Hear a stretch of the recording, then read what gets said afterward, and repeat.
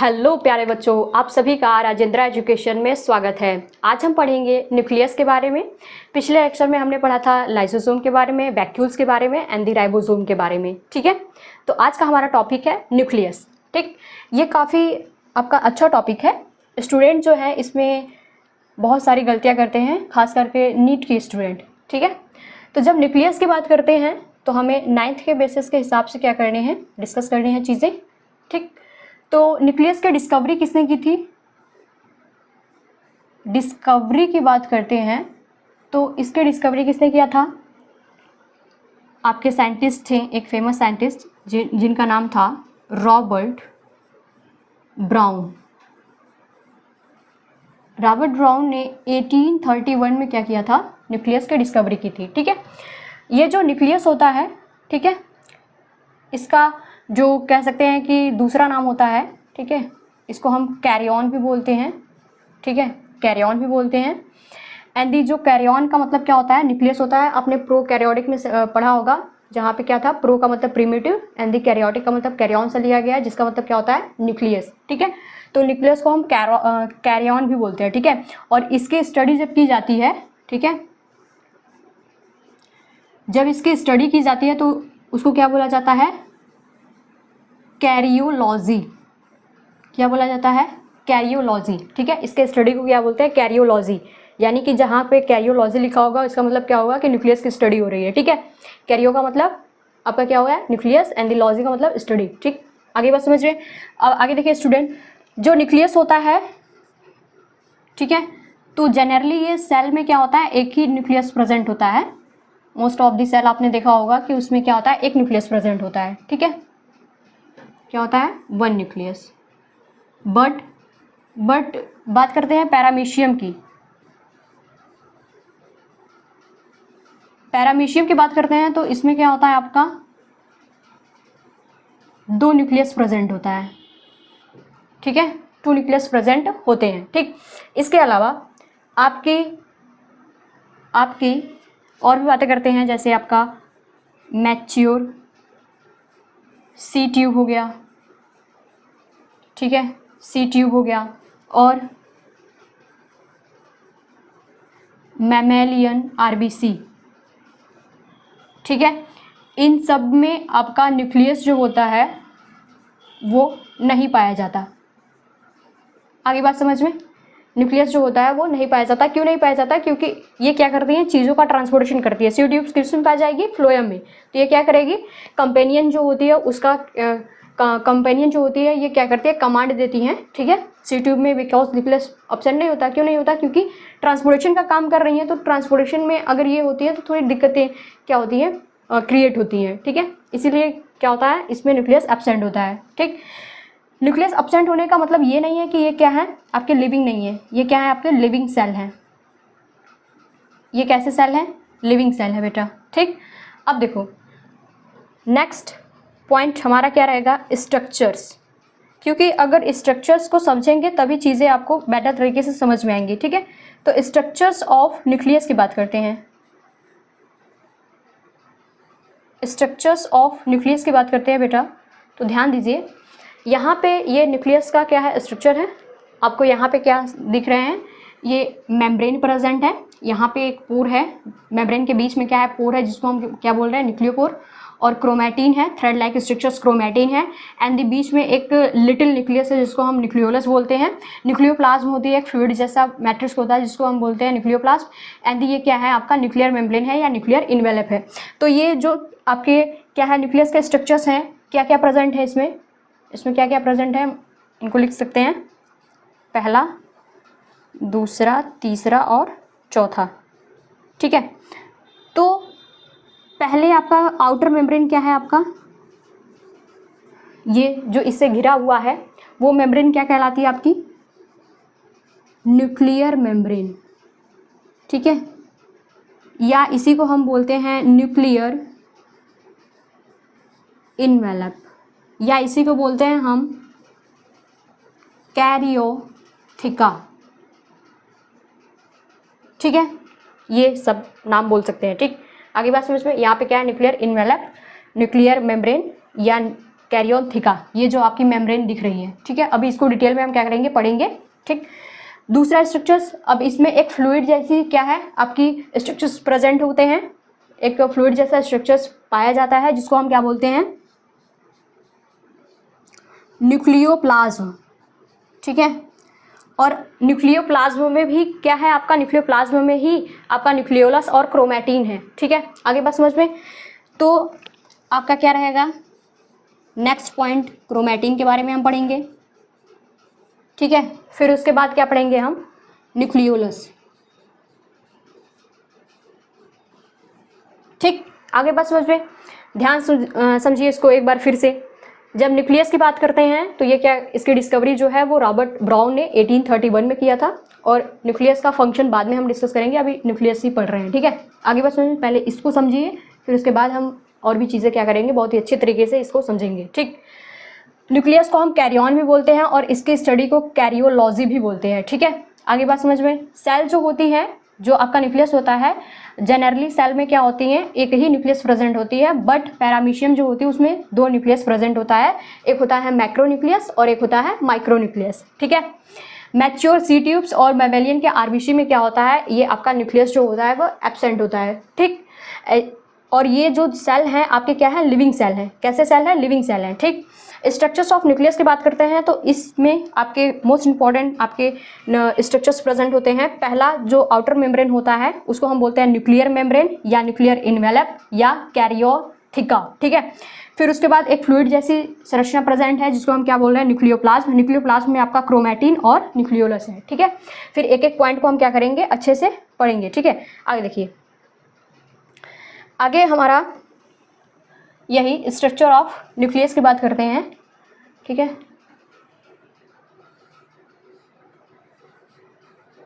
Structure of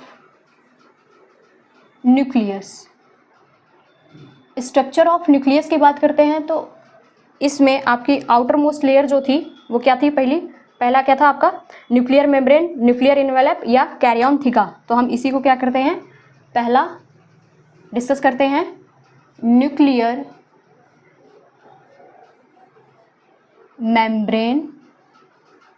जैसे cell होता है, सेल के मेम्ब्रेन को हम सेल होता है, सेल के आउटर मोस्ट लेयर को सेल मेम्ब्रेन बोलते हैं, वैसे ही जो आपका न्यूक्लियस होता है उसके आउटर मोस्ट लेयर को हम क्या बोलते हैं, न्यूक्लियर मेम्ब्रेन या न्यूक्लियर इन्वेलप, या इसी को बोलते हैं हम कैरियोथिका,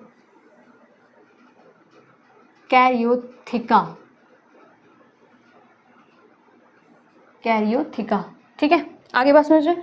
अब ध्यान सुनिए, ये आखिर प्रेजेंट कहाँ पे होते हैं और कैसे होते हैं। तो ये आउटर मोस्ट लेयर होते हैं, यहाँ पे हम स्ट्रक्चर्स ड्रॉ ही करते हैं, ठीक है। खुद से ड्रॉ करेंगे तो ज़्यादा बेटर रहेगा।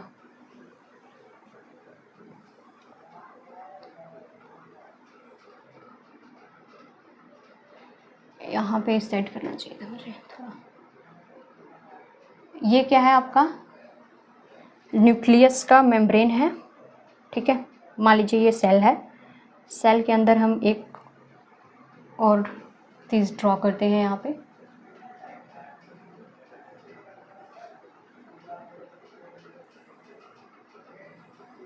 ऊपर ड्रॉ करना चाहिए था ऐसे,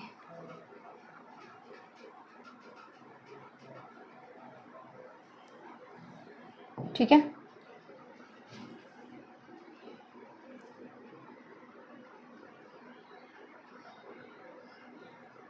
यहाँ पे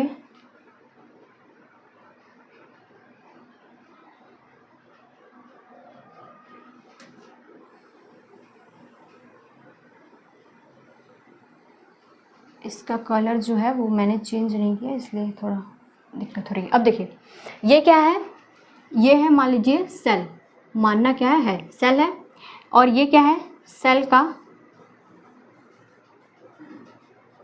साइटोप्लाज्म, ठीक है। यहाँ पे ना ये थोड़ा ना फिर से लगता है करना पड़ेगा,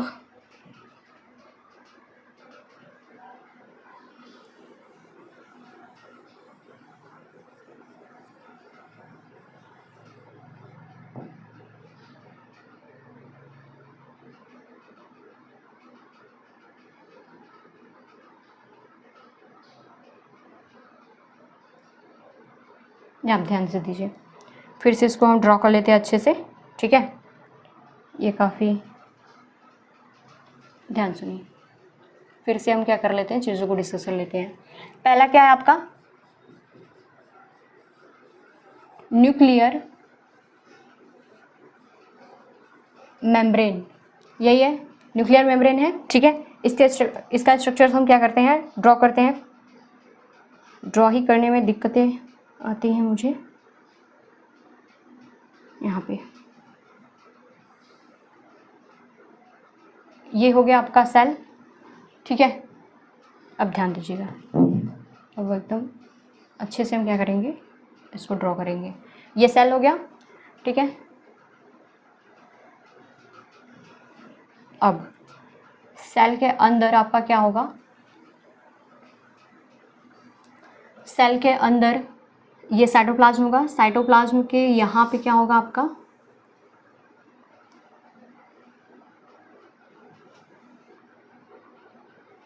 यहाँ पे ये क्या है आपका, ये है न्यूक्लियोलस, सॉरी ये क्या है आपका, न्यूक्लियस है, ठीक है।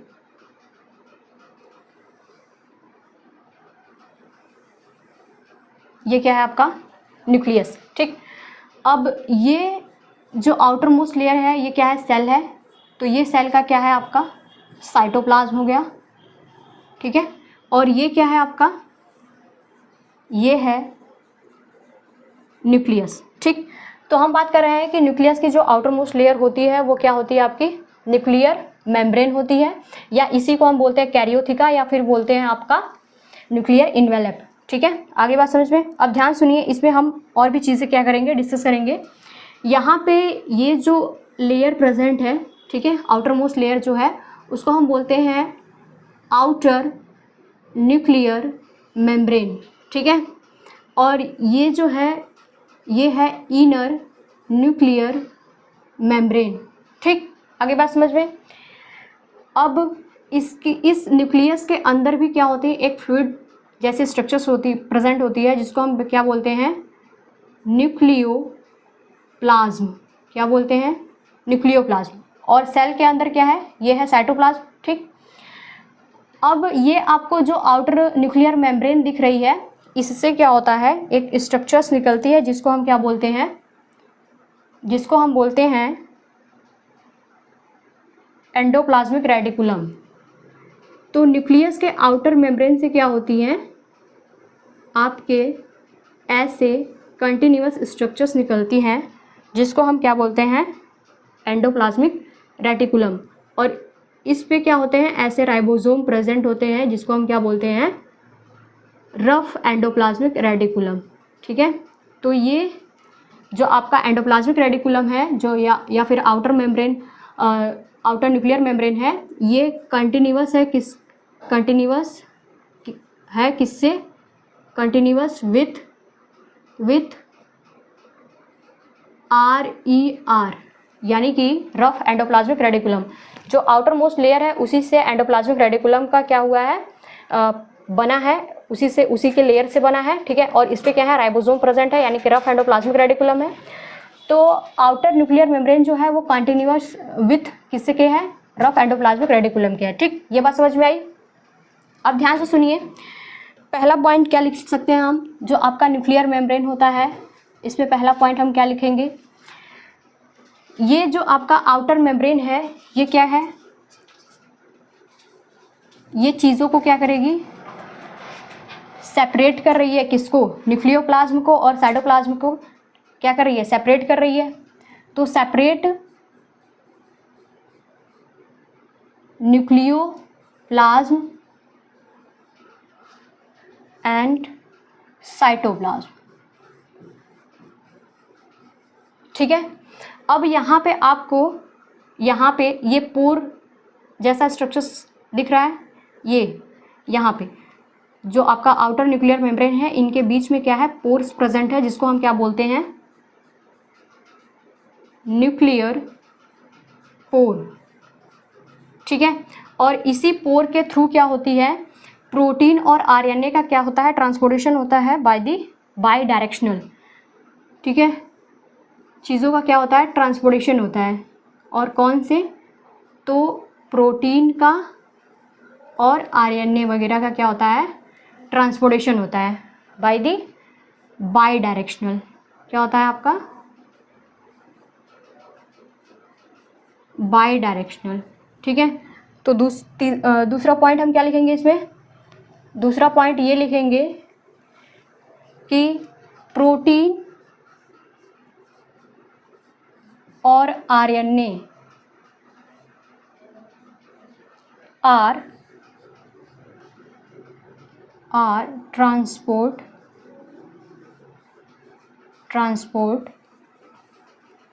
By the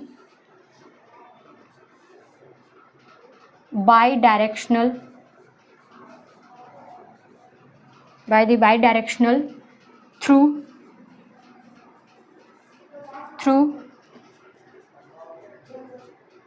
nuclear pore.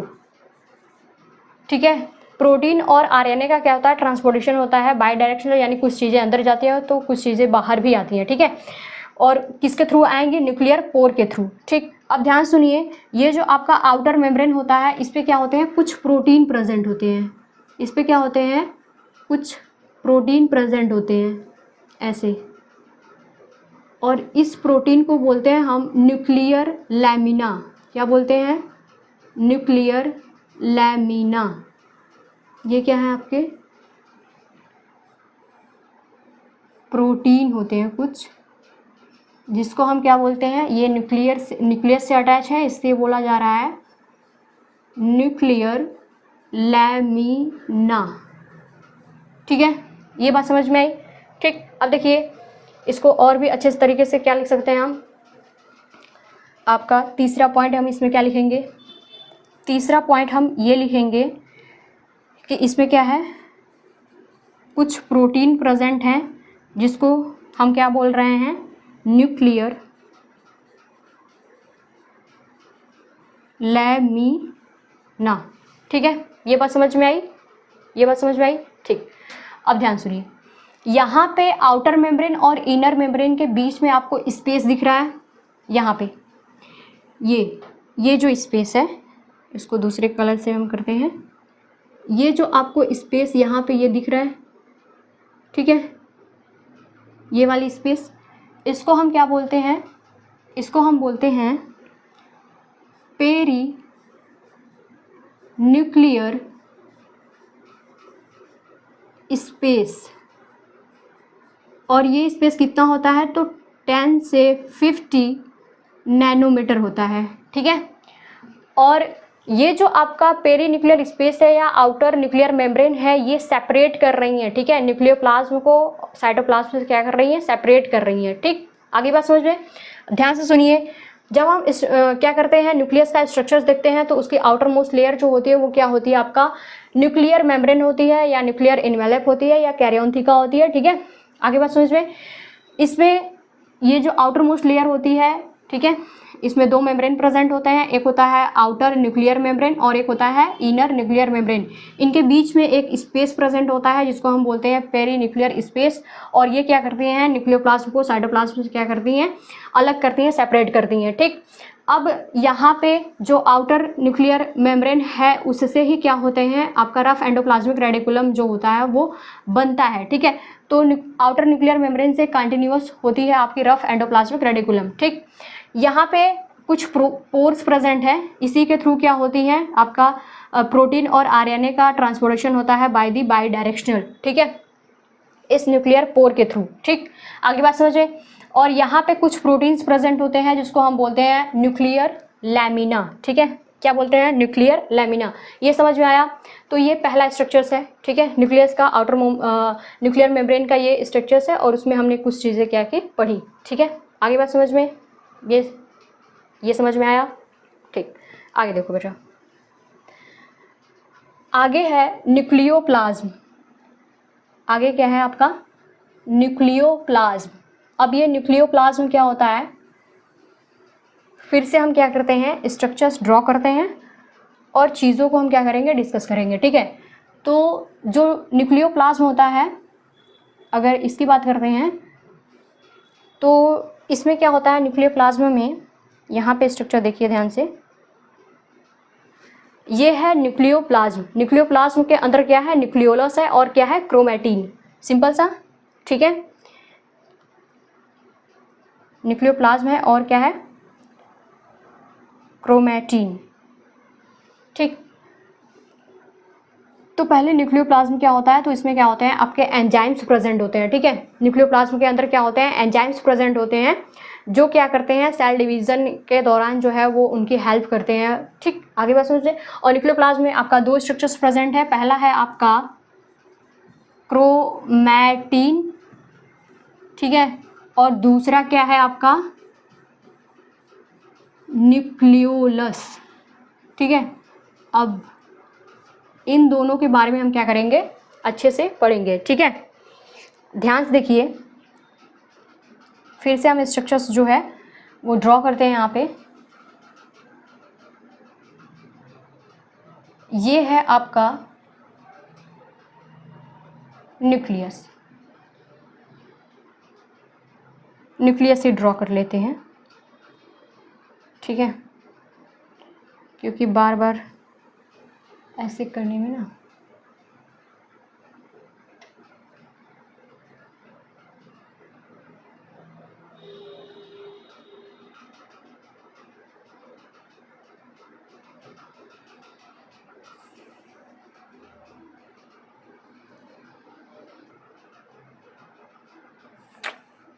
ऐसे हो गया, ठीक है। अब ध्यान दीजिए, ये जो लेयर है आपकी, ये जो है ये क्या है, सेल है, ये क्या है आपका साइटोप्लाज्म है, ठीक है, और ये क्या है आपका न्यूक्लियस है, ठीक, न्यूक्लियस है। अब न्यूक्लियस के अंदर क्या होगा आपका न्यूक्लियोप्लाज्म होगा, ये फ्लूइड जैसा क्या होगा न्यूक्लियोप्लाज्म होगा। अभी ये मत कहिएगा कि ये डबल मेम्ब्रेन नहीं है, आउटर मेम्ब्रेन, अभी मैं बस आपको समझा रही हूँ, ठीक है। पहले हमने डिस्कस कर लिया है, ठीक है, आउटर मेम्ब्रेन इनर मेम्ब्रेन जो भी होता है, ठीक। ये क्या है आपका, ये है न्यूक्लियोप्लाज्म, ठीक है। अब न्यूक्लियोप्लाज्म में आपका क्या प्रेजेंट है, क्रोमैटिन और न्यूक्लियोलस प्रेजेंट होता है ना। तो इसके अंदर हम क्रोमैटिन, ये क्या है, ये है न्यूक्लियोलस ना। इसका फॉर्मेशंस कैसे होता है, तो ये ध्यान दीजिए पहले। ये क्या है आपका क्रोमैटिन है, और क्रोमैटिन जो है वो एक जगह पे क्या होते हैं, ऐसे एक जगह पे ऐसे इकट्ठा हो जाते हैं, ऐसे ऐसे एक जगह पे क्या होंगे, इकट्ठा हो जाएंगे या क्वाइल्ड हो जाएंगे, ठीक है। तो वो फॉर्मेशन करते हैं, या उस रीजन को हम बोलते हैं न्यूक्लियोलस, ठीक है। क्या बोलते हैं, न्यूक्लियोलस। तो ये क्या है आपका, ये है आपका न्यूक्लियोलस, ये क्या है आपका, ये है न्यूक्लियोलस, ठीक है। और यहाँ पे ये जो आपको थ्रेड जैसा दिख रहा है, ये क्या है आपका क्रोमैटिन है, ठीक। अब इसको समझिए कि ये क्रोमैटिन और न्यूक्लियोलस होता क्या है, ठीक। मैंने बताया कि क्रोमैटिन जो होते हैं वो क्या होते हैं, कंडेंस होते हैं, ठीक है, या एक ही जगह पे इकट्ठा हो जाते हैं, तो उस रीजन को हम क्या बोलते हैं, न्यूक्लियोलस। आगे बात समझ में, ये बात समझ में आई, ठीक है। अब ध्यान सुनिए, ये जो क्रोमैटिन है, ठीक, ये क्या होता है आपका, मान लीजिए कि मुझे कहीं जाना था और मैंने क्या किया, मैंने क्या लिया, जीन लिया, ठीक है, जीन्स लिया और उसकी ऐसे ऐसे की, ठीक है, यानी कि खुला टाइप है, कोई कपड़ा खुला टाइप है, तो वो क्या है, डीएनए है। डीएनए जो होता है वो थोड़ा क्या होता है, हमने उस कपड़े को थोड़ी और फोल्डिंग की तो क्या बनाया, सिंपल सा क्रोमैटिन। फिर मैंने कपड़े की और भी फोल्डिंग की, बहुत अच्छे से फोल्डिंग की, तो क्या बना आपका क्रोमोजोम। क्या बना, क्रोमोजोम बना, ठीक है। आगे बात समझ में, ध्यान सुनिए, जो आपका क्रोमैटिन होता है ये क्या होता है आपका लॉन्ग होता है, और क्रोमोजोम जो होता है ये क्या होता है आपका शॉर्ट होता है। क्रोमैटिन जो होती हैं वो क्या होती हैं, थिन होती हैं, और ये क्या होती है आपकी, थिक होती है यानी मोटी होती है। क्रोमैटिन, अगर हम किसी सेल में क्या करते हैं, किसी सेल में हम क्या करते हैं, देखते हैं, और कब देखते हैं, इंटरफेज स्टेज में क्या करते हैं, देखते हैं, या इसको बोलते हैं हम नॉन डिवाइडिंग फेज में अगर हम उस सेल को देखते हैं तो हमें क्रोमैटिन दिखाई देगा। अगर हम सेल को इंटरफेज अवस्था में देखते हैं या इंटरफेज स्टेज में देखते हैं तो हमें क्रोमैटिन दिखाई देगा।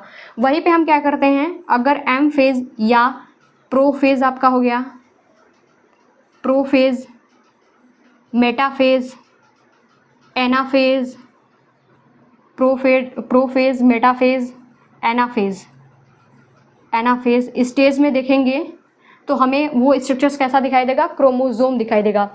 अब ध्यान से सुनिए, ये जो आपका क्रोमैटिन होता है, ठीक है, ये क्या है आपका, ये देखो बेटा, ये क्या है, डीएनए है।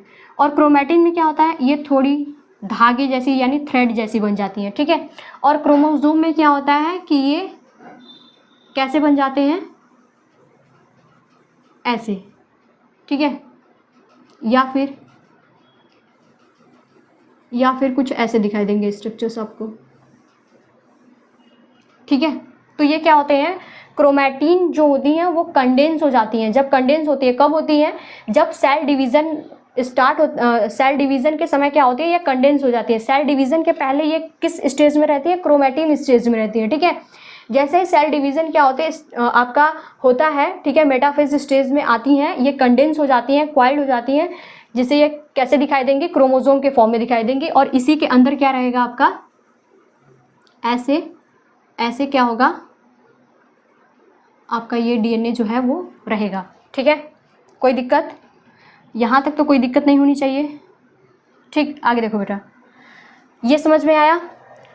पहले क्रोमैटिन क्या होता है, तो क्रोमैटिन क्या होता है, थ्रेड लाइक स्ट्रक्चर्स प्रेजेंट होता है हमारे न्यूक्लियस के अंदर, ठीक है। और ये जो आपका क्रोमैटिन है, ठीक है, ये कंडेंस हो जाती है, क्वाइल्ड हो जाती है। कब क्वाइल्ड होंगी, सेल डिवीज़न के समय, जिसकी वजह से ये फॉर्मेशन करती है क्रोमोसोम का, ठीक है। उसके बाद हमने क्रोमैटिन के बारे में पढ़ा कि अगर हम किसी सेल को इंटरफेज या non dividing phase interphase stage में देखते हैं तो हमें क्रोमैटिन दिखाई देगा। और प्रोफेज, मेटाफेज, एनाफेज या एम फेज में देखेंगे, जब सेल डिवाइड करता है तो हमें क्रोमोसोम दिखाई देगा, ठीक है। फिर उसके बाद यहाँ पे देखिए न्यूक्लियोलस की बात करते हैं, ठीक है। तो मैंने बताया कि जो आपका क्रोमैटिन है ये क्या होता है, एक जगह पे इकट्ठा हो जाता है, तो उस रीजन को हम क्या बोलते हैं, न्यूक्लियोलस बोलते हैं। उस रीजन को हम क्या बोलते हैं, न्यूक्लियोलस बोलते हैं ना, ध्यान समझो। उस रीजन को हमने क्या बोला, न्यूक्लियोलस बोला। अब ध्यान से आगे समझो, यहाँ पे ये जो न्यूक्लियोलस है, ठीक, यहाँ पे ये जो न्यूक्लियोलस है, अगले पेज पे नहीं, इसी पेज पे हम समझाते हैं, ठीक है। यहाँ पे ये जो आपका न्यूक्लियोलस है, ठीक, ये क्या करेगा, इसमें आपके प्रेजेंट होंगे कौन से डीएनए, तो इसमें प्रेजेंट होते हैं आपके आर डीएनए, जो क्या करते हैं, जो क्या करेंगे, बनाएंगे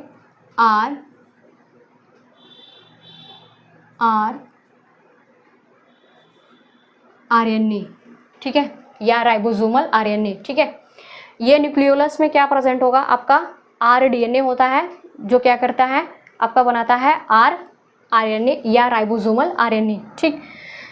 तो अगली स्लाइड्स पे हम क्या लिखेंगे, ऐसे ही पहला पॉइंट लिखेंगे। पहला पॉइंट हम क्या लिखेंगे,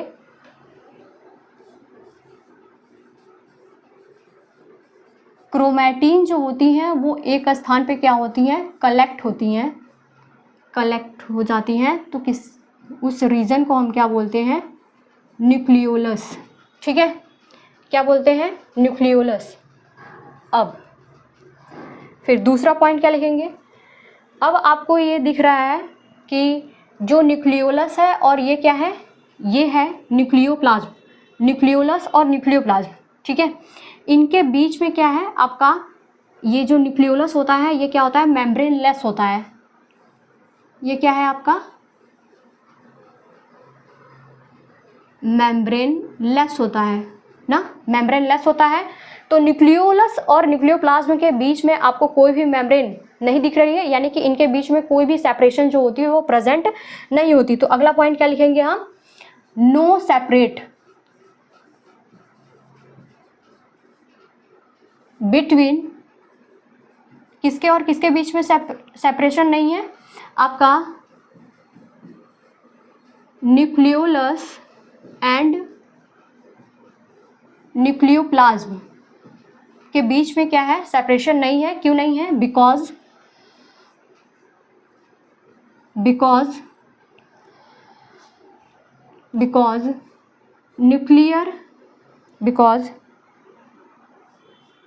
न्यूक्लियोलस आर मेम्ब्रेन लेस। ठीक है, जो आपका न्यूक्लियोलस है वो कैसा है, मेम्ब्रेन लेस ही तो है। ये क्या है, मेम्ब्रेन लेस है ना, इसीलिए न्यूक्लियोप्लाज्म और न्यूक्लियोलस के बीच में क्या है, कोई भी सेपरेशन जो है वो प्रेजेंट नहीं है। आगे बात समझिए, अब ध्यान से सुनिए। जो आपका न्यूक्लियोलस है इसके अंदर आपका क्या होता है, आर डीएनए होते हैं जो क्या फॉर्म करते हैं, आर आरएनए। ठीक है, क्या फॉर्म करेंगे, आर आरएनए। ध्यान से देखो, अगला पॉइंट क्या लिखेंगे हम, न्यूक्लियस के अंदर जो आपका न्यूक्लियोलस है इसमें क्या प्रेजेंट है आपके, आर डीएनए, और ये बनाएंगे क्या, आर आरएनए, आर आरएनए बना दिए। ठीक, अब आगे देखो, ये आर आरएनए बना दिए। ठीक, अब ये क्या है बेटा, ये तो है साइटोप्लाज्म हमारा। ठीक है, अब साइटोप्लाज्म में क्या प्रेजेंट होगा, प्रोटीन ना। अब यहाँ पे मैंने पोर नहीं बनाया है, यहाँ पे दूसरे कलर से मैं इसको अच्छे से बना लेती हूँ। यहाँ पे ये ऐसे,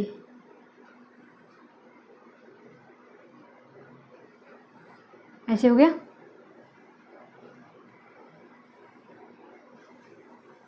अब ठीक है, हो गया ऐसे, अब कुछ सही लग रहा है ना। ठीक, अब ध्यान सुनिए, साइटोप्लाज्म के अंदर क्या होगा, प्रोटीन, और ये जो प्रोटीन है, ठीक है, ये प्रोटीन कहाँ जाएगा, इसके अंदर, और इसने फॉर्म क्या किया है, आर आरएनए ना। यहाँ पे क्या है, आर आरएनए। ठीक है, तो जब आर आरएनए और प्रोटीन अंदर गया, यहाँ पे ये क्या है, प्रोटीन है, तो आर आरएनए और प्रोटीन, ठीक है, आर, यहाँ पे स्मॉल रहेगा, आर आरएनए और प्रोटीन मिलते हैं तो क्या बनाते हैं, आर आरएनए और प्रोटीन मिलेंगे तो क्या बनाएंगे। मैंने बताया था, राइबोसोम जब पढ़ाया था तो मैंने बताया था ना कि राइबोसोम जो होता है वो आरएनए और प्रोटीन से मिलकर बना होता है। तो आर आरएनए और प्रोटीन जो होते हैं वो मिलके क्या बनाते हैं आपके, राइबोसोम। क्या बनाते हैं बेटा, राइबोसोम। अब ये कॉन्सेप्ट समझ में आया कि नहीं, बताना, ये कॉन्सेप्ट समझ में आया कि नहीं तुम्हें।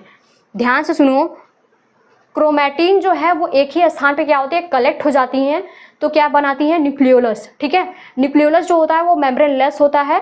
ठीक है, आगे बात समझ में।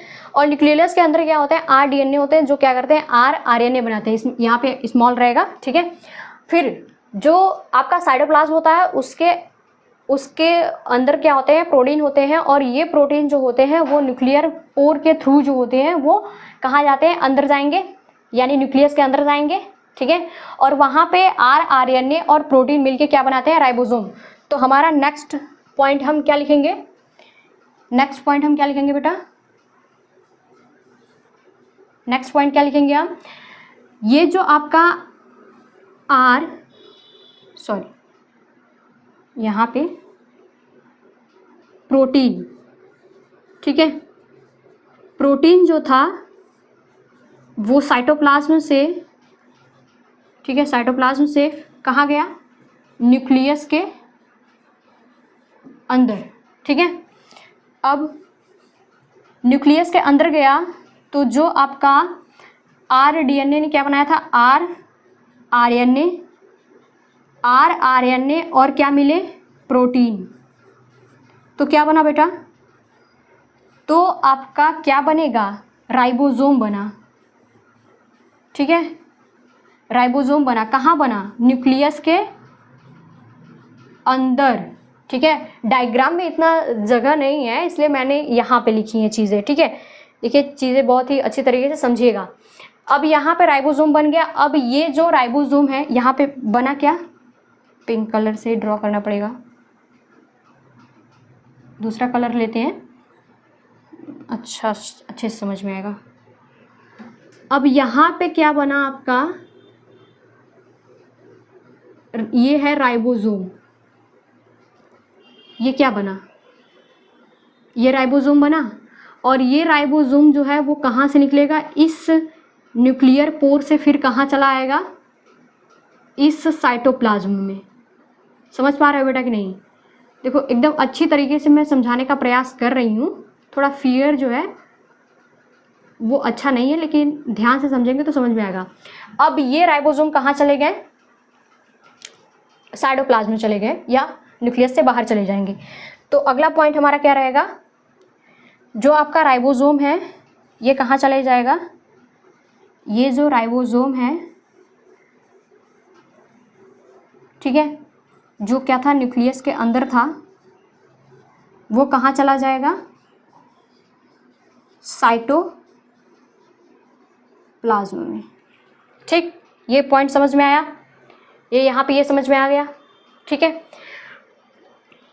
अब देखिए यहीं पे क्या होता है कि डीएनए कुछ प्रेजेंट होते हैं जो क्या करते हैं, ट्रांसक्रिप्शंस की प्रोसेस करके mRNA बनाते हैं। ठीक है, तो जो mRNA होता है वो भी न्यूक्लियर पोर के थ्रू फिर साइटोप्लाज्म में जाके वहाँ पे क्या होता है, राइबोसोम के साथ जुड़ जाता है। ठीक है, आगे बात समझ में, ये बात समझ में आ गई, ये इतना समझ में आया, बहुत अच्छे।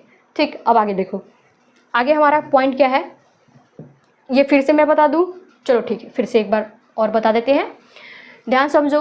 न्यूक्लियोप्लाज्म की बात करते हैं तो न्यूक्लियोप्लाज्म में आपका क्या होता है, क्रोमैटिन होता है और न्यूक्लियोलस होता है। क्रोमैटिन क्या होते हैं, क्रोमैटिन जो होती है वो सेल डिवीज़न के पहले का स्टेज होता है, यानी इंटरफेज स्टेज में देखेंगे तो सेल में आपको क्रोमैटिन दिखाई देगा।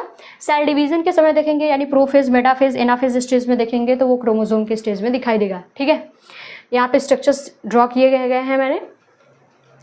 अब बात करते हैं न्यूक्लियोलस की। तो क्रोमैटिन जो होती हैं वो क्या होती हैं, एक ही जगह पे कलेक्ट होती हैं, एक ही जगह पे कलेक्ट हो जाएंगी तो किसका फॉर्मेशन करेंगी, न्यूक्लियोलस का फॉर्मेशन करेंगी। न्यूक्लियोलस जो होता है वो मेम्ब्रेन लेस होता है, तो न्यूक्लियोप्लाज्म और न्यूक्लियोलस के बीच में कोई भी सेपरेशन प्रेजेंट नहीं होता, बिकॉज न्यूक्लियोलस जो होता है वो क्या होता है, मेम्ब्रेन लेस होती है। ठीक, आगे बात समझें, ये है आउटर मेम्ब्रेन, ये है इनर मेम्ब्रेन, इनके बीच के स्पेस को हम पेरी न्यूक्लियर स्पेस बोलते हैं। ठीक है, आगे बात समझें। अब न्यूक्लियोलस में क्या होता है आपके आरडीएनए है जो क्या करते हैं, आरआरएनए का फॉर्मेशन करते हैं, और साइटोप्लाज्म से न्यूक्लियर पोर के थ्रू क्या जाएंगे, आपके प्रोटीन जाएंगे, और ये आरआरएनए और प्रोटीन मिलके क्या बनाते हैं, राइबोसोम। राइबोसोम जो है वो किसके अंदर बना, न्यूक्लियस के अंदर बना, और वो क्या होती है, जब बन जाती है तो इस न्यूक्लियर पोर के थ्रू कहाँ चली जाती है, साइटोप्लाज्म में। वैसे ही क्या होती है, इसमें डीएनए प्रेजेंट होती है, डीएनए जो होती है वो ट्रांसक्रिप्शन की प्रोसेस करके एमआरएनए बनाती है, और फिर जो एमआरएनए होता है इस न्यूक्लियर पोर के थ्रू बाहर निकलकर इस राइबोसोम के साथ क्या होती है, जुड़ जाते हैं। ये फॉर्मेशन समझ में आया, बहुत अच्छे।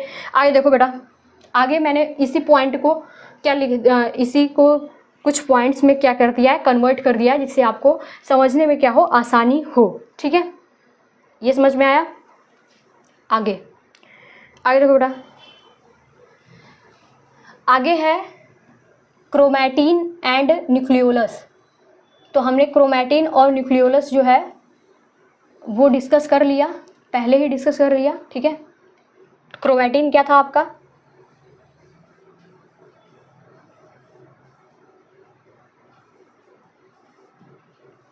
क्रोमैटिन भी डिस्कस कर लिया और न्यूक्लियोलस भी डिस्कस कर लिया हमने ना। क्रोमैटिन क्या था, ये थ्रेड लाइक स्ट्रक्चर्स प्रेजेंट होती हैं, थ्रेड लाइक होती हैं, और न्यूक्लियोलस जो होता है इसी के कलेक्शन से क्या होती है, एक ही जगह पे कलेक्ट हो जाती है, जिससे इसका क्या होता है, फॉर्मेशन होता है। तो ये हमने पढ़ लिया। ठीक, आगे देखो बेटा, आगे अब हम पढ़ेंगे फंक्शन ऑफ न्यूक्लियस। तो फंक्शन ऑफ न्यूक्लियस की बात करते हैं तो आपका न्यूक्लियस का फंक्शन क्या होता है। तो पहला क्या लिखा है, सेल डिवीज़न कोऑर्डिनेशन, यानी कि सेल के अंदर क्या प्रेजेंट है, आपके जेनेटिक मटेरियल प्रेजेंट है, ठीक है, और उसमें क्या है, न्यूक्लियोप्लाज्म है जिसमें कुछ एंजाइम्स प्रेजेंट है जो सेल डिवीज़न क्या करते हैं, सेल डिवीज़न में हेल्प करते हैं, ठीक है। दूसरा पॉइंट क्या है, रेगुलेशन ऑफ सेलुलर एक्टिविटी। ये क्या करती है, न्यूक्लियस को कंट्रोल ऑफ द ब्रेन बोला जाता है, यानी कि सेल की एक्टिविटी, सभी एक्टिविटी पे क्या करती है, कंट्रोल करती हैं, इसीलिए इसको बोला जाता है कंट्रोलर सेल या control of the brain of cell, ठीक है। आगे बात समझ में। तो सेलुलर एक्टिविटीज़ को भी ये क्या करती हैं, कंट्रोल करती हैं, ठीक। फिर उसके बाद है डीएनए रेप्लिकेशन। जब क्या होता है, उसका रेप्लिकेशन होता है, डीएनए का रेप्लिकेशन होता है, तो ये इसको क्या करती है, कंट्रोल करती है, यानी कि सेल की सारी एक्टिविटी को क्या करती है, ये कंट्रोल करती हैं। नेक्स्ट फंक्शन क्या है, राइबोसोम प्रोडक्शन। तो राइबोसोम का क्या, कहाँ पे प्रोडक्शन हो रहा था, यहाँ पे ये फिगर मैंने बनाया था ना, यहाँ पे राइबोसोम का प्रोडक्शन कहाँ हो रहा है, न्यूक्लियोलस में हो रहा है, इसीलिए क्या होता है, न्यूक्लियोलस को क्या बोला जाता है, राइबोसोम फैक्ट्री, ठीक है, क्योंकि यहाँ पे राइबोसोम बनेंगे, ठीक है। आगे बात समझ में। आगे आपका फंक्शन क्या है बेटा, आगे देखो, अगला फंक्शन क्या है, जीन एक्सप्रेशन एंड रेगुलेशन। तो ये जीन के एक्सप्रेशन और रेगुलेशन में भी क्या करती है, हेल्प करती है। डीएनए है तो डीएनए में क्या प्रेजेंट होते हैं, आपके जीन, अलग अलग कैरेक्टर के जीन प्रेजेंट होंगे जो क्या करते हैं, हेल्प करते हैं उनके एक्सप्रेशन वगैरह में, इनके भी एक्टिविटी को क्या करती है, न्यूक्लियस जो होती है वो कंट्रोल करती है। नेक्स्ट क्या है, storage and protection of genetic material. तो ये क्या करती है, आपका न्यूक्लियस के अंदर ही आपका डीएनए है, तो उन सब जेनेटिक मटेरियल को क्या करती है, एक तरीके से प्रोटेक्शन का काम करती है। तो यहाँ पे कुछ फंक्शन है न्यूक्लियस के, क्या है, कुछ फंक्शन है न्यूक्लियस के, ठीक है, जिसको आप अच्छी तरीके से पढ़ लेंगे। देखिए अगला टॉपिक है हमारा डीएनए। अगला टॉपिक क्या है हमारा, डीएनए। डीएनए का आपका फुल फॉर्म होता है डीऑक्सीराइबो न्यूक्लिक एसिड, और इसको किसने दिया था, वॉटसन और क्रिक ने इसके मॉडल को प्रस्तुत किया था 1953 में। वॉटसन और क्रिक ने इस मॉडल को क्या किया था, प्रस्तुत किया था, ठीक। डीएनए की बात करते हैं तो थोड़ा जान लेते हैं, 9th में पूछा जाता है डीएनए आरएनए एंड डिफरेंस, इसके बारे में पूछा जाता है, तो कुछ पढ़ लेते हैं हम, ठीक। देखिए डीएनए जो होती है ये किससे मिलकर बनी होती है, ठीक है, तो ये मिलकर बनी होती है आपकी पेंटोज शुगर और नाइट्रोजिनस बेस, और किससे मिलकर बनी होगी, फास्फेट ग्रुप। अभी आप जब हायर क्लास में जाएंगे तो इसको और भी डिटेल में क्या किया जाएगा, पढ़ाया जाएगा, ठीक है। अब ध्यान से सुनिए, ये जो आपका क्या होता है, पेंटोज शुगर, 5 कार्बन होते हैं इसलिए पेंटोज शुगर लिखा जाता है, ठीक है। पेंटोज शुगर और नाइट्रोजिनस बेस की बात करते हैं तो नाइट्रोजिनस बेस जो होती है वो 2 टाइप्स की होती हैं, प्यूरीन और पिरिमिडीन। तो प्यूरीन में आपके एडेनिन और गुआनिन आते हैं, और पिरिमिडीन में आपके आते हैं साइटोसिन, ये साइटोसिन, थाइमीन और यूरेसिल, ये आते हैं, ठीक है। आगे बात समझिए, प्यूरीन में एडेनिन गुआनिन, पिरिमिडीन में साइटोसिन, थाइमीन और यूरेसिल। लेकिन आपके डीएनए या आरएनए में ये जो नाइट्रोजिनस बेस है एक साथ 4 ही आते हैं, ठीक है। एक साथ कितने प्रेजेंट होते हैं, 4 प्रेजेंट होते हैं। जैसे डीएनए में एडेनिन, गुआनिन, साइटोसिन और थाइमीन होता है, वहीं पे आरएनए में क्या होता है, थाइमीन के स्थान पे क्या हो जाता है, यूरेसिल हो जाता है, ठीक है। थाइमीन नहीं रहता, थाइमीन को ऐसे छुपा देंगे, ठीक। तो आरएनए में क्या हो जाएगा, एडेनिन, गुआनिन, साइटोसिन और यूरेसिल, ठीक। तो पेंटोज शुगर और नाइट्रोजिनस बेस, नाइट्रोजिनस बेस कौन कौन से, नाइट्रोजिनस बेस कौन से होंगे, एडेनिन, गुआनिन, साइटोसिन और थाइमीन, किसमें, डीएनए में। तो पेंटोज शुगर और नाइट्रोजिनस बेस मिलके क्या बनाते हैं आपके, तो ये मिलके बनाते हैं ये मिलके क्या बनाते हैं, न्यूक्लियोसाइड, ठीक है। और इसी के साथ जब क्या मिलते हैं, फास्फेट ग्रुप, फास्फेट ग्रुप मिलेंगे तो क्या बनेगा, न्यूक्लियोटाइड। और ये न्यूक्लियोटाइड एक के पीछे एक जुड़ के बनाते हैं पॉली न्यूक्लियोटाइड, ठीक है। और फिर क्या होता है, डीएनए का फॉर्मेशन होता है, ठीक। अब ध्यान से सुनिए, कुछ डीएनए के स्ट्रक्चर्स दिए गए हैं, ठीक है, उसको समझ लेते हैं। यहाँ पे एडेनिन जो होता है वो किसके साथ जुड़ा होगा, थाइमिन के साथ, डबल बॉन्ड के साथ। यहाँ पे ये जो बॉन्ड है ये हाइड्रोजन बॉन्ड इनको बोलते हैं, ठीक है। एडेनिन के साथ हमेशा थाइमिन जुड़ेगा और गुआनिन के साथ हमेशा साइटोसिन जुड़ेगा ट्रिपल बॉन्ड के साथ। इसको आप याद रखेंगे, ठीक। और आपको डीएनए का स्ट्रक्चर्स देखने पे ये पता चल रहा है कि ये क्या है, डबल हेलिक्स होते हैं, यानी कि 2 हेलिक्स प्रेजेंट होते हैं, ठीक है। और यहाँ पे आपको दिख रहा है कि जी के साथ गुआनिन के साथ क्या है आपका, साइटोसिन होता है ट्रिपल बॉन्ड के साथ, ठीक है। आगे बात समझ में।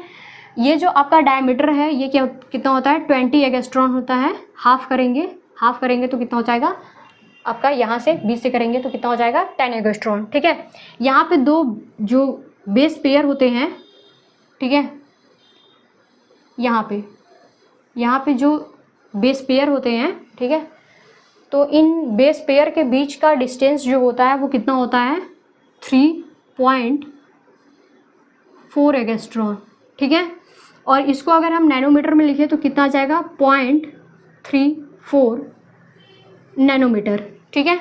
और एक हेलिक्स यानी कि एक बार जब घूमेंगे तो इनका डिस्टेंस जो होता है वो कितना होता है, इनका 34 एंगस्ट्रॉन, ठीक है। और एक हेलिक्स घूमेंगे तो उसमें कितने बेस पेयर होते हैं, 12 बेस पेयर होते हैं, ठीक। आगे बात समझे, ये जानकारी समझ में आई। क्लास 9th के हिसाब से आप इतना ही जानिए, ठीक है। और भी हायर क्लासेस में जाएंगे तो आपको पता जाएगा कि न्यूक्लियोटाइड्स भी क्या होते हैं, 4 टाइप्स के होते हैं, न्यूक्लियोसाइड्स भी क्या होते हैं, 4 टाइप्स के होते हैं। तो ये सब आपको बाद में पढ़नी है, ठीक। तो जब डीएनए की बात करते हैं तो इसका फुल फॉर्म क्या होता है, डीऑक्सीराइबो न्यूक्लिक एसिड, यानी कि ये किससे मिलकर बने होंगे, pentose sugar plus nitrogenous base और फास्फेट ग्रुप। पेंटोज शुगर और नाइट्रोजिनस बेस जो होती हैं वो आपस में मिलकर क्या बनाएंगे, न्यूक्लियोसाइड। और एक साथ 4 ही नाइट्रोजिनस बेस जो होते हैं वो आते हैं। जैसे डीएनए में एडेनिन, गुआनिन, साइटोसिन और थाइमिन होता है, ठीक है। तो न्यूक्लियोसाइड और फास्फेट ग्रुप मिलके क्या बनाते हैं, न्यूक्लियोटाइड बनाते हैं, ठीक है। और नाइट्रोजिनस बेस और पेंटोज शुगर मिलके क्या बनाएंगे, न्यूक्लियोसाइड साइड के साथ फास्फेट ग्रुप मिलेगा तो क्या बनेगा, न्यूक्लियोटाइड। एंड न्यूक्लियोटाइड एक के पीछे एक जुड़ के क्या बनाते हैं, पॉलीन्यूक्लियोटाइड, जिससे क्या होता है, डीएनए का फॉर्मेशन होता है, ठीक। अब यहाँ पे क्या है, नाइट्रोजिनस बेस प्रेजेंट होते हैं। एडेनिन के साथ हमेशा डबल बॉन्ड के साथ थाइमिन होता है और गुआनिन के साथ ट्रिपल बॉन्ड के साथ क्या होता है, साइटोसिन होता है। ये जो बॉन्ड है इनको बोलते हैं हम हाइड्रोजन बॉन्ड। क्या बोलते हैं हम इनको, हाइड्रोजन बॉन्ड बोलते हैं, ठीक है। और 2 बेस पेयर के बीच का क्या होता है, डिस्टेंस जो होता है वो कितना होता है, 3.4 एंगस्ट्रॉन होता है। और नैनोमीटर में लिखेंगे तो 0.34 नैनोमीटर होता है, ठीक है। आई होप ये डीएनए के बारे में समझ में आया हो। आगे देखिए, आगे हम क्या करते हैं, इसके लेंथ को मेज़र कर लेते हैं। मैंने आपको बताया कि, ध्यान समझिए, अब थोड़ा और अच्छी तरीके से बताते हैं। हमारी बॉडीज़ में 2 टाइप्स के सेल होते हैं, ठीक है। एक होता है सोमैटिक सेल और एक होता है स्पर्मैटिक सेल। सोमैटिक सेल वो सेल होते हैं जो क्या करते हैं, सेक्सुअल रिप्रोडक्शन में पार्टिसिपेट नहीं करते, ठीक है। और स्पर्मैटिक सेल वो सेल होते हैं जो सेक्सुअल रिप्रोडक्शन में क्या करते हैं, पार्टिसिपेट करते हैं। और सेक्सुअल रिप्रोडक्शन में पार्टिसिपेट कौन करेगा, स्पर्म और ओवा ना, यानी गैमेट्स, ठीक है। तो इसमें जो बेस पेयर होगा, यानी सोमैटिक सेल में बेस पेयर की बात करते हैं, 6.6 × 10⁹ बेस पेयर प्रेजेंट होते हैं। और स्पर्मैटिक सेल्स में कितने होंगे, 3.3 × 10⁹ बेस पेयर प्रेजेंट होते हैं, ठीक है। आगे बात समझ में, ये थोड़ा सा और बैटरी डिस्चार्ज है क्या, नहीं, ध्यान सुनिए आगे। अब देखिएगा, हमें क्या करने हैं, डीएनए की लेंथ को मेज़र करना है। तो डीएनए की लेंथ होती कितनी है, तो अप्रॉक्स 2.2 2.24 यानी कि 2 मीटर यानी 2 मीटर होती है एक सेल में। एक सेल में 2 मीटर होती है, तो उस हिसाब से हमारी बॉडी ट्रिलियन ऑफ सेल से मिलकर बनी है। यानी कि आप जुपिटर पे एक बार जाएंगे और आ भी सकते हैं, ठीक है, इतनी लंबी होगी। ठीक, तो एक सेल में ये इसकी लेंथ कितनी होती है, 2 मीटर, और इसी को हमें क्या करना है, कैलकुलेट करना है। तो 2.224 ऐसे कुछ होता है, ठीक है, अप्रॉक्स मानते हैं हम 2 मीटर। ठीक, तो मैंने आपको बताया कि ये जो बेस पेयर होते हैं, इन 2 बेस पेयर यानी 2 बेस पेयर के बीच का डिस्टेंस कितना होता है, एंगस्ट्रॉन में 3.4 एंगस्ट्रॉन होता है, और नैनोमीटर की बात करते हैं तो 0.34 नैनोमीटर होता है। तो नैनोमीटर में है तो हम इसको क्या कर लेंगे, हमें क्या करनी है, सोमैटिक सेल को हम क्या करेंगे, कैलकुलेट कर लेंगे। सोमैटिक सेल में बेस पेयर कितने हैं, 6.6 × 10⁹ बेस पेयर है, ठीक है।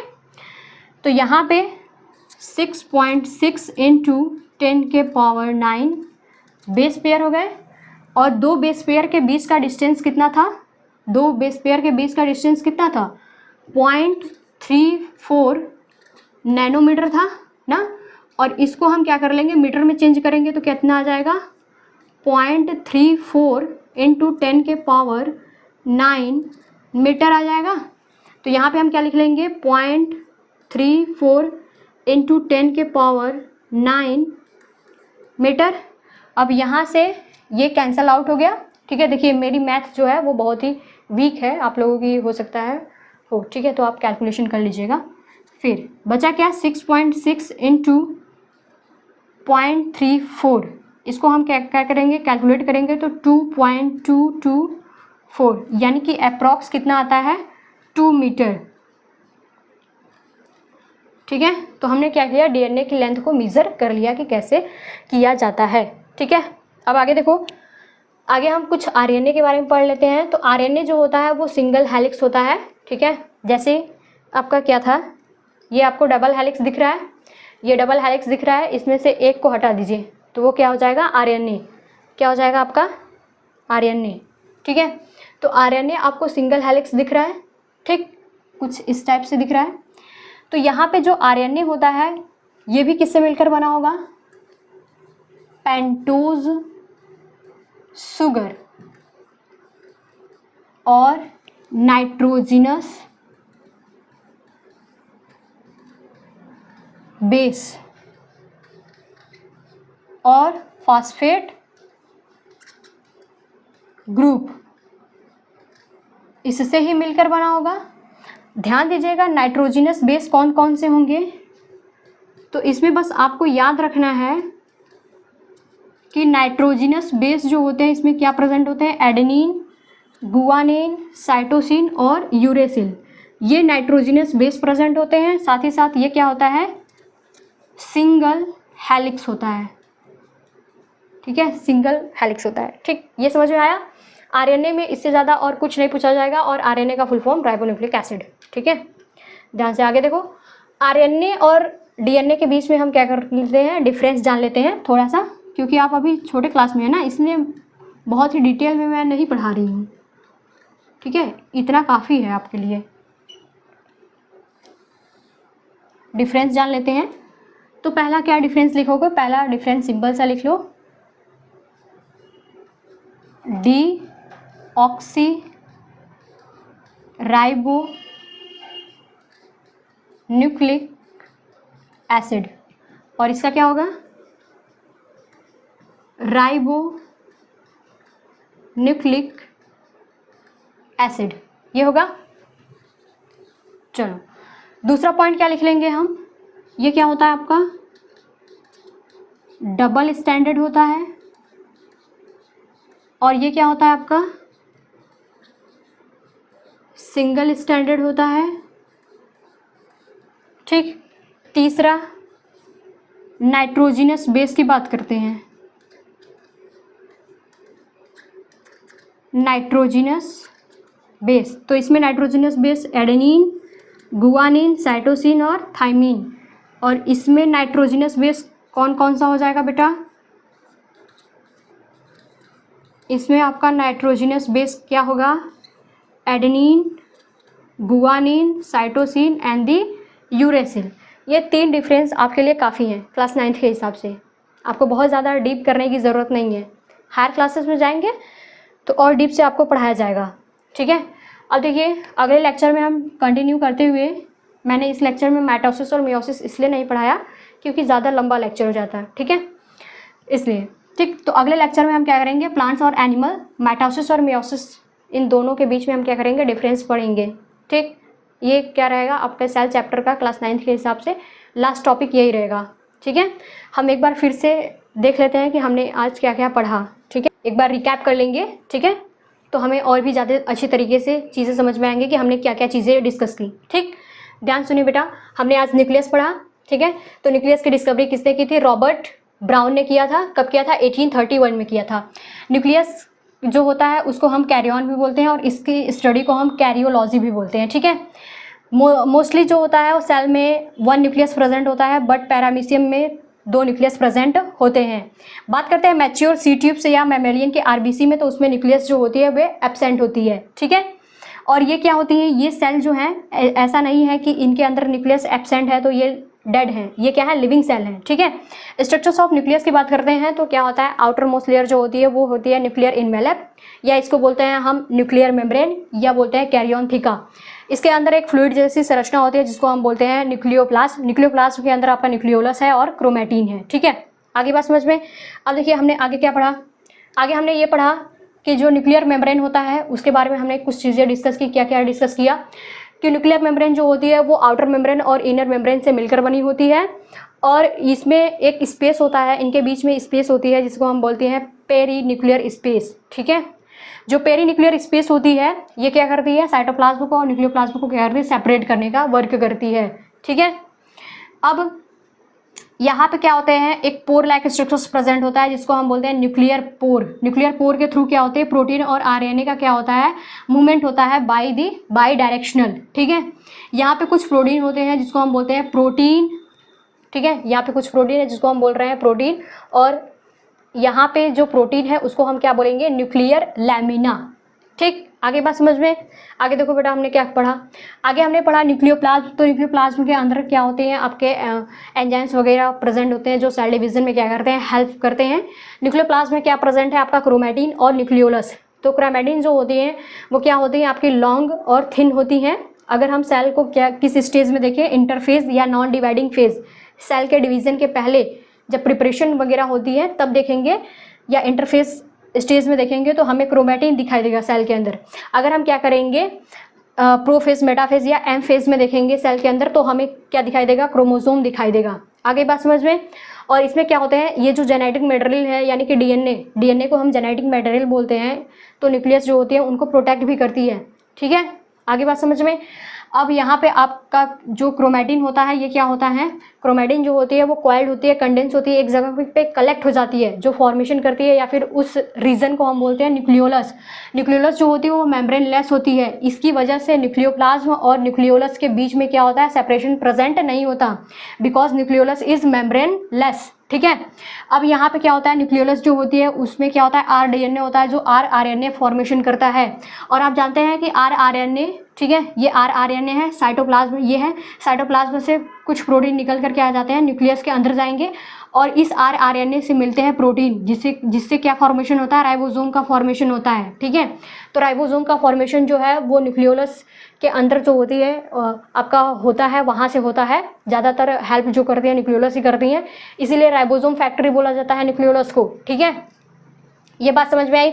अब इसमें कुछ डीएनए प्रेजेंट होते हैं जो क्या करते हैं, ट्रांसक्रिप्शंस की प्रोसेस करके एमआरएनए बनाते हैं, और एमआरएनए जो होता है ये न्यूक्लियर पोर के थ्रू साइटोप्लाज्म में जाकर इसी राइबोसोम से क्या होती हैं, अटैच हो जाती हैं, ठीक है। आगे देखो, इसी पॉइंट्स को हमने क्या किया है, इसी बात को कुछ पॉइंट्स में क्या कर लिया है, लिख लिया है, ठीक है। आगे देखो बेटा हमने क्या पढ़ा, आगे वही क्रोमैटिन और न्यूक्लियोलस हमने पढ़ लिया था, ठीक। ये स्लाइड्स खाली है। आगे देखो, आगे हमने पढ़ा न्यूक्लियोलस का फंक्शन पढ़ा, न्यूक्लियस का, ठीक है। ये सेल डिवीजन में क्या करती हैं, हेल्प करती हैं वगैरह करती हैं, ठीक है। राइबोसोम का प्रोडक्शन करने में हेल्प करती हैं, storage and production of genetic material, इन सब में क्या करती हैं, हेल्प करती हैं ये, ठीक। उसके बाद हमने पढ़ा डीएनए। डीएनए जो होता है वो क्या होता है, पेंटोज शुगर, 5 कार्बन होते हैं इसलिए pentose sugar. Nitrogenous base adenine guanine, ठीक है। नाइट्रोजनस बेस 2 टाइप्स के होते हैं, प्यूरिन और पिरिमिडिन। प्यूरिन में एडेनिन गुआनिन और पिरिमिडिन में साइटोसिन थाइमिन और यूरेसिल होता है, ठीक है। तो एक साथ 4 ही नाइट्रोजनस बेस जो होते हैं वो प्रेजेंट होते हैं डीएनए में। आपके नाइट्रोजनस बेस जो होते हैं वो एडेनिन गुआनिन साइटोसिन और थाइमिन होता है। पेंटोज शुगर और नाइट्रोजनस बेस मिलकर क्या बनाते हैं, न्यूक्लियोसाइड बनाते हैं, और इसके साथ फास्फेट ग्रुप मिलकर क्या बनाते हैं, न्यूक्लियोटाइड। न्यूक्लियोटाइड मिलकर एक के पीछे एक जुड़ेंगी तो बनाएंगे क्या, पॉलीन्यूक्लियोटाइड, जिससे क्या होता है, डीएनए का फॉर्मेशन होता है। इस डीएनए में जो आपके बेस नाइट्रोजनस बेस होते हैं वो बॉन्ड के साथ, हाइड्रोजन बॉन्ड के साथ अटैच होते हैं, जैसे एडेनिन डबल बॉन्ड के साथ थाइमिन के साथ और गुआनिन ट्रिपल बॉन्ड के साथ साइटोसिन के साथ जुड़ा होता है, ठीक है। आगे बात समझ में। फिर हमने डीएनए की लेंथ को मेजर किया। 2 बेस पेयर के बीच का डिस्टेंस जो होता है वो कितना होता है, 0.34। वैसे तो 34 एक एस्ट्रॉन होता है, उसको नैनोमीटर में हमने लिख लिया, 0.34 नैनोमीटर। और नैनोमीटर को हम मीटर में कन्वर्ट करेंगे तो 0.34 × 10⁹ मीटर होता है, ठीक है। हमारे बॉडीज में 2 टाइप्स के सेल होते हैं, सोमैटिक सेल और spermatic cell. Somatic cell sexual reproduction में पार्टिसिपेट नहीं करती हैं। स्पर्मेटिक सेल वो सेल होती है जो सेक्सुअल रिप्रोडक्शन में पार्टिसिपेट करती हैं। तो गैमेट्स यानी स्पर्म और ओवा में आपके नाइट्रोजन बेस पेयर जो होते हैं वो 3.3 × 10⁹ बेस पेयर होते हैं, ठीक है। और हमें क्या करना है, सोमैटिक सेल यानी हाथ पैर में जो भी सेल्स पाई जाती हैं वहाँ से हम किसी एक पर्टिकुलर सेल का क्या करेंगे, लेंथ पता कर लेंगे किसी एक सेल में कि कितनी लेंथ होती है डीएनए की, अप्रॉक्स 2 मीटर होती है। तो उसी को हमें क्या करना है, मेजर करना है किसी एक सेल में। तो हमने क्या लिया, बेस पेयर जो होते हैं वो सोमैटिक सेल में कितने होते हैं, 6.6 × 10⁹ बेस पेयर होते हैं। हमने क्या किया, नैनोमीटर को मीटर में कन्वर्ट किया तो 0.34 × 10⁹ आपका क्या हुआ, 10⁹ बेस पेयर जो है वो कैंसल आउट हो गए। इसका मल्टीप्लाई करेंगे तो अप्रॉक्स 2.224 आपका मीटर आएगा, अप्रॉक्स मान लेते हैं 2 मीटर, ठीक है। अब उसके बाद हमने आरएनए के बारे में पढ़ा। आरएनए में भी क्या होती हैं, आरएनए जो होती है वो भी नाइट्रोजनस बेस पेंटोज शुगर और फॉस्फेट ग्रुप से मिलकर बनी होती है। बट डीएनए में जो थाइमिन था वहाँ पे थाइमिन के स्थान पे आरएनए में क्या हो जाता है, यूरेसिल हो जाता है। और ये क्या है, सिंगल स्टैंडर्ड है, ठीक है। ये क्या है, सिंगल स्टैंडर्ड। डीएनए क्या होता है, डबल स्टैंडर्ड होता है, ठीक है। उसके बाद हमने क्या पढ़ा, डिफरेंस पढ़ा हमने डीएनए और आरएनए के बीच में। और अगले लेक्चर में हम क्या पढ़ेंगे, difference between plant and animal cell और माइटोसिस और मेयोसिस डिवीजन को हम क्या करेंगे, पढ़ेंगे अच्छे से, ठीक है। ये आपके सेल चैप्टर का लास्ट टॉपिक रहेगा, ठीक है, क्लास 9th के हिसाब से। आपके कोर्स में जितनी भी चीज़ें थी मैंने आपको एक एक टॉपिक करके पढ़ा दिया है। अगर आपको और भी जानकारी चाहिए या फिर और कुछ भी इस टॉपिक से रिलेटेड, इस चैप्टर से रिलेटेड कुछ भी पढ़ना है तो आप हमें कमेंट बॉक्स में कमेंट करके बताइए। हम आपके लिए 24 घंटे और 7 दिन क्या है, ऑनलाइन या फिर ऑफलाइन दोनों प्रेजेंट हैं, ठीक है। आप हमें बताइए, हम चीज़ों को क्या करेंगे, बहुत ही अच्छी तरीके से समझाने का प्रयास करेंगे। तब तक के लिए हमारे साथ बने रहिए। Thank you so much.